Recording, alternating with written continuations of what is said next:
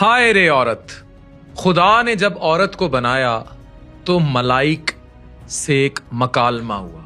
جب خدا نے عورت کو بنایا نا تو ملائک نے حیران ہو کر پوچھا، یا رب اس مخلوق پر اتنا وقت کیوں؟ خدا نے مسکرا کر کہا، ملائک تم جانتے ہی نہیں مجھے اس میں کتنی خصوصیات ڈالنی ہے، کتنی خصوصیات کا وصف ہوگا۔ عورت کو ہر حالت میں کام کرنا ہے، بچوں کو گلے لگانا ہے، ایسے گلے لگانا جو گھٹنے کی چوٹ سے لے کر ٹوٹے ہوئے دل تک سب کچھ ٹھیک کر دے۔ وہ صرف 2 ہاتھوں سے یہ سب کرتی ہے۔ بیمار ہو تو خود کو ٹھیک کر لیتی ہے اور 18 گھنٹے کام کر لیتی ہے۔ ملائک نے حیران ہو کر کہا، یا رب صرف 2 ہاتھ، یہ تو ناممکن ہے۔ وہ اور قریب آیا اور عورت کو چھو کر دیکھا اور دھیرے سے بولا، یا رب آپ نے اسے بہت نرم بنا دیا۔ خدا نے جواب دیا، نرم ضرور ہے مگر مضبوط اتنی کہ تم سوچ بھی نہیں سکتے۔ جو دکھ سہ لیتی ہے، جو بوجھ اٹھا لیتی ہے، وہ کسی مرد کی سوچ سے باہر ہوتا ہے۔ ملائک نے پوچھا، کیا یہ سوچ سکتی ہے؟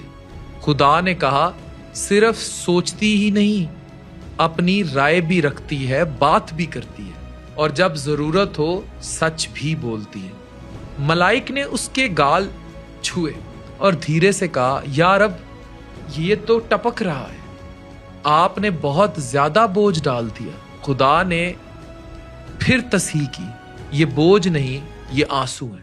اس کا غم، اس کے شکوے، اس کی تنہائی، اس کی خاموش تکلیف اور اس فخر کا اظہار جسے وہ کبھی زباں پر نہیں لاتی۔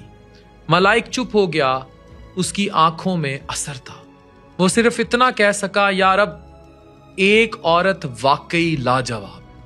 خدا نے کہا، جی ہاں وہ ہے، وہ دکھ بھی سنبھال لیتی ہے، وہ بھاری بوجھ بھی اٹھا لیتی ہے، وہ ہنستی ہے جب دل ٹوٹ رہا ہوتا ہے، وہ رو دیتی ہے جب ہنسنا ہوتا ہے، اور جب کسی بات پر یقین کر لے تو اس کے لیے لڑ بھی پڑتی ہے اور کر کے بھی دکھاتی ہے۔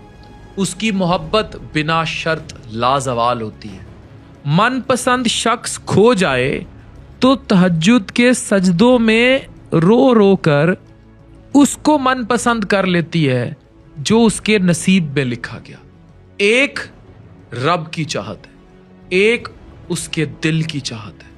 پھر وہ ضم کرتی ہے اپنی چاہت کو رب کی چاہت سے اور جنت قدموں تلے پا لیتی ہے۔ وہ زندگی کو جینا جانتی ہے۔ تو پھر ملائک نے پوچھا کہ کیا یہ تمام مخلوقات میں پرفیکٹ نہیں ہے؟ جواب تھا، نہیں، اس میں ایک کمی ہے۔ یہ اکثر بھول جاتی ہے کہ اس کی اپنی اہمیت کیا ہے، اور یہ سب سے دردناک بات ہے کہ جو عورت سب سنبھال لیتی ہے وہ اکثر اپنی اصل قیمت بھول جاتی ہے۔